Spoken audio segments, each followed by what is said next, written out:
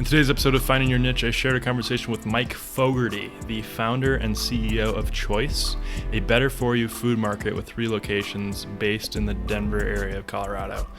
Choice has placed a strong emphasis on technology and innovation since its inception, and because of this, they've developed a really strong brand and have been able to rapidly grow in their overcrowded brick-and-mortar retail industry. This is their story.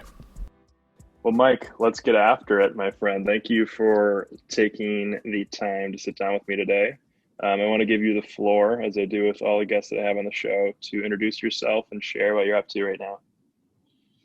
Yeah, hey guys, it's Mike Fogarty from Choice Market. I'm founder, CEO. And we Choice was founded in 2017 in Denver, Colorado, and we're a hybrid convenience store, fast casual restaurant / grocery. It's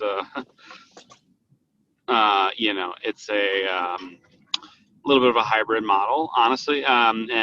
We focus on better for you, local, organic, natural products. We again have this 3,000 to 5,000 square footprint, and we're really focused on kind of this omni-channel experience where you can order ahead, you can order delivery, you can order at a kiosk in the store.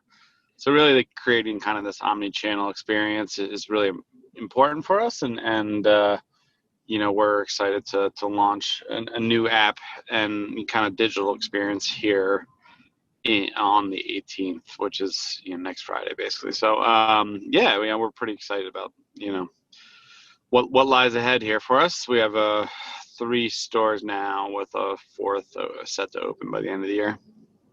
That's awesome, man. It sounds like a lot of what you do is very customer centric, and you're focused on user, or some people would call it just customer experience. Yep. Could you walk me through, if I'm a new customer, if I live in Denver, how do I become aware of Choice? And then what do I do when I get there? Yeah, exactly. So I think, for us, we obviously have the physical, retail presence, which I'm a firm believer that's, still very relevant and important, especially in the convenience channel. And so certainly, in terms of exposure, you may have, work or live in the area by a Choice, or find us on one of the digital channels, whether it be Uber Eats, Postmates, and some of these others. You do, as of today, you do have the opportunity. You can order ahead. You can order delivery, but it's through a third party. So it's a little disjointed and not, the kind of this unified experience. But it does exist today, and we do have it. But basically all of that is what we're spent the last year and a half plus working on, as to create a much better experience for the customer. And so that's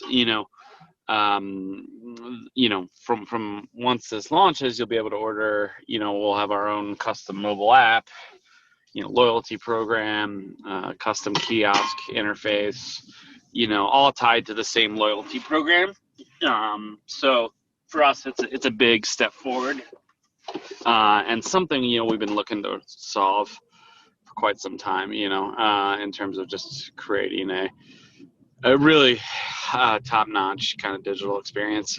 But, you can always just come in and order at cashier and order and pay as you normally would at any other store. But so, it's all about providing multiple channels,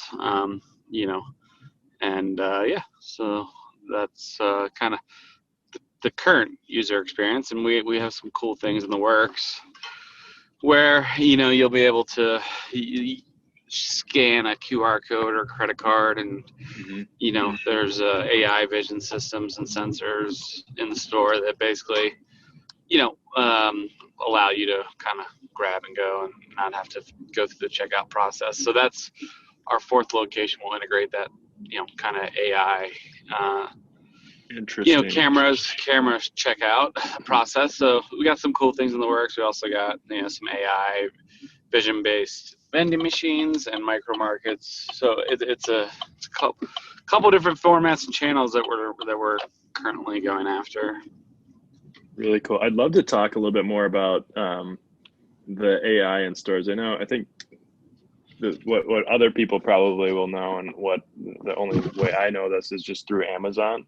And so I think they started with it a few years ago. I don't know exactly what year it was, but it was super fascinating because people were basically able to walk in the store through a scanner, or maybe they scan their Amazon. They scan a QR code on their Amazon app or online with their phone. Yeah. And then basically they walk into the store, cameras track them, and based off of whatever they put into their cart, they can just walk out of the store or scan another QR code on the way out, and they'll just get charged for it without having to go to a cashier or anything. So I think it's interesting for the COVID times right now, but I'm curious about how advanced the technology actually is. It is fairly, I would call it bleeding edge, or leading edge, somewhere around there.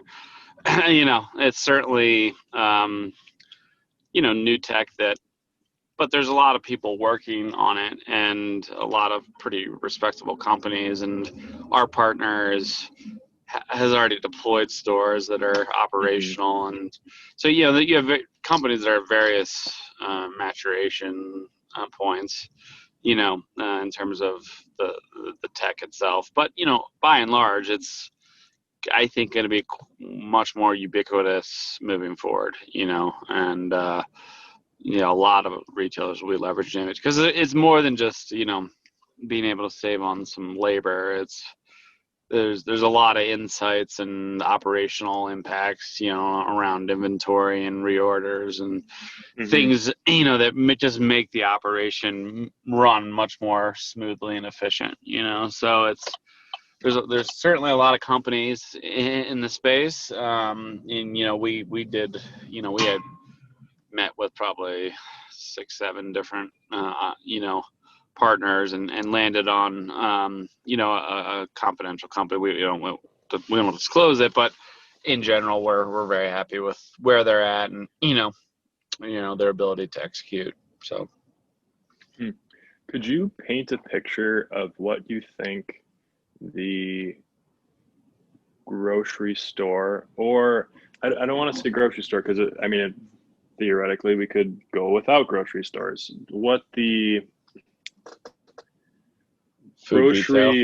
food retail buying experience looks like 10, 15, 20 years from now? Like what is your vision of what that looks like? And I'm sure that this is factored into all the daily decisions you make at Choice, but I'm curious to see, with all like the cutting edge things that are coming, what you think it'll look like in the future. Yeah, it's certainly going to change, and it needs to change. I think it's for the longest time, the grocery industry specifically, and the C-store industry, they just haven't seen much innovation in terms of the business model, the size, the tech, but it's all coming right now at this inflection point, right? And COVID certainly escalated and kind of propelled this stuff, whether it be grocery, e-commerce, delivery, etc. It certainly escalated things pretty quickly. But these were these were things that are already in motion for many years in terms of people's preference to get food delivered and interact digitally and shop more times per week, not just like once on a Sunday type of thing. And grocery stores by and large, they were built, a lot of them in the 60s, 70s, like white flight. Everybody's moving to the suburbs. These 100,000 square foot warehouses that is our grocery store. Was really built for that suburban model. Now fast forward, everybody's moving to the cities. Even with or without COVID, I think the American city is not going anywhere.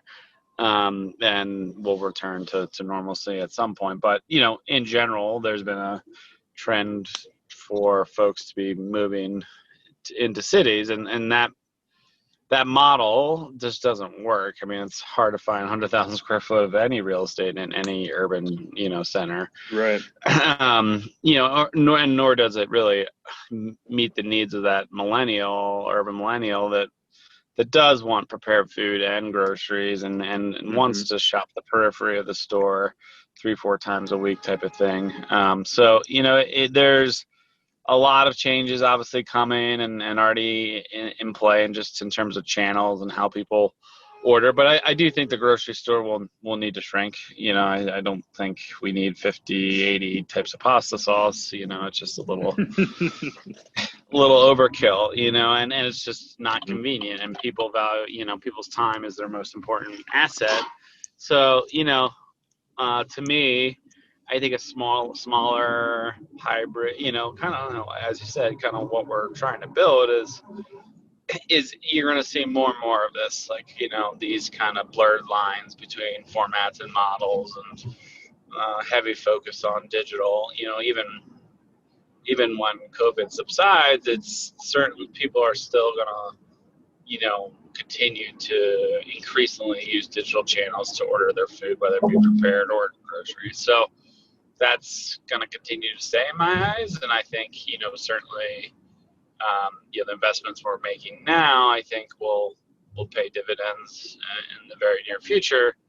And that, we'll be well positioned versus maybe other traditional C-stores or grocers that haven't made those investments. So it's going to be an interesting 5, 10 years, decade, or whatever, but I think things are going to change very rapidly, and already are really, so. Yeah. Well, I think one area where the larger stores might have a bit of an advantage is just because of their sheer scale. I mean, they're able to get more products for less, so theoretically they might be able to charge a little bit less for them.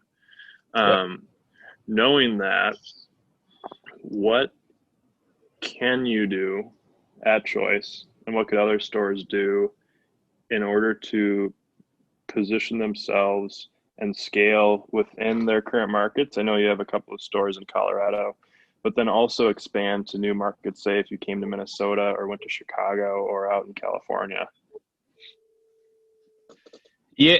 I mean, I think it's certainly economies of scale in this industry. I mean, grocery is a very low margin business. Food in general is pretty low margin, whether it's even restaurants, which is why a lot fail, and so it's, certainly the economies of scale for us are really important. And it's like, you need to scale in order to be successful and to price things competitively, and so that's a big part of kind of the accelerated growth path that we're on, is that, we there's a direct correlation between the volumes that we're buying and the prices we get from our key distributors in the channel. So it's certainly important, you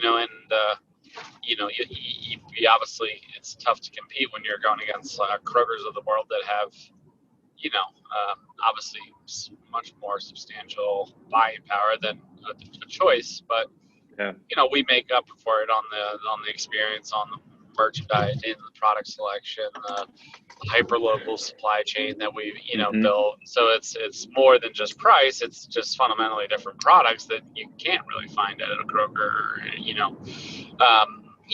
and the model itself, for us, this combination of the prepared food, the kind of kitchen element is, again, pretty unique within the grocery channel, in terms of just that, like, true fast casual format. But again, that's all changing. And I think, especially with COVID and people moving away from buffets and, self-service, that this format and model will continue to have more prominence, I would say. I totally agree with you. Yeah. And one thing I was going to say is, I think you and your team have placed a really strong emphasis on your brand and the experience that you share with your customers. I just think that a store like I don't know how familiar you are with like Cub Foods, or I'm sure there's Yeah, another store out towards Colorado that's similar to that, but like they don't have a brand. They're a grocery store, and I go to Cub Foods because it's close to my house. But in the long run, like I nobody's gonna go there because the cost to just switch over to go to a different store is zero really. There's no experience there. You just go in and you get your food and that's it. Um, yeah, very Whereas a place, transactional. right, very transactional, and in a market that's literally, quite literally, entirely commoditized. Almost all of the products that are being sold in stores are commodities, or pretty close to them. Um, I think companies like yours, and Target, which is placing a really strong emphasis, similar to what you're doing, on customer experience and making the overall feel of being there different than other stores. I feel like you'll be so much better off in the long run. Yeah. Yeah, I mean, we certainly are, when we build Choice, we're building a brand, not a store. Right.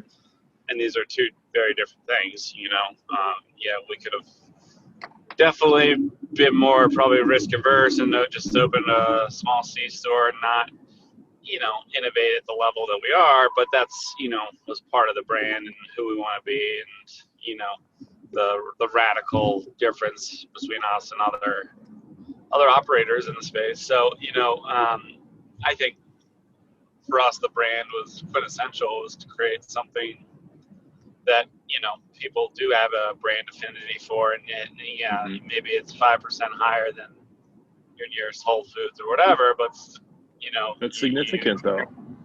Yeah, it's, yeah, I mean, it's, we're creating a brand that people know and trust. It's a local brand here in Colorado, and we carry a lot of local brands that they already know, and so, for us, it was really important to kind of create that experience on the front end and make sure we were creating a brand that, that has longevity. Great. Yeah, I think one thing that I need to ask, and I forgot to early on in the conversations, how did you end up starting this? Where did it come from? How did you just end up starting a grocery store? Yeah, it's not for the faint of heart by any means. I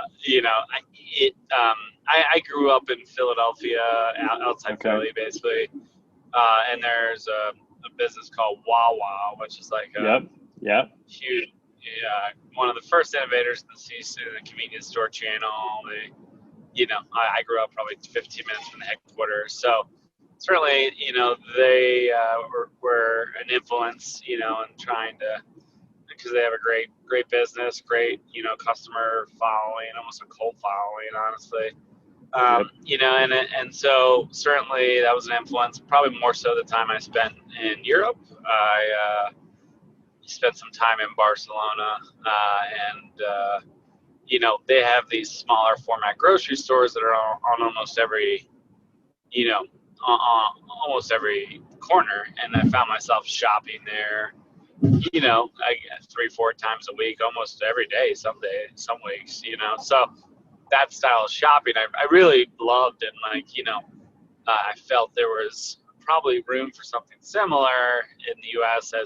especially as, again, folks are moving into urban centers, and we're typically going after higher density, type locations. So, for me, I just, felt that there was an opportunity to really innovate in a channel that hasn't seen much innovation in 50 plus years, I would argue, since the gas station was first created, really. I mean, I don't know, Right.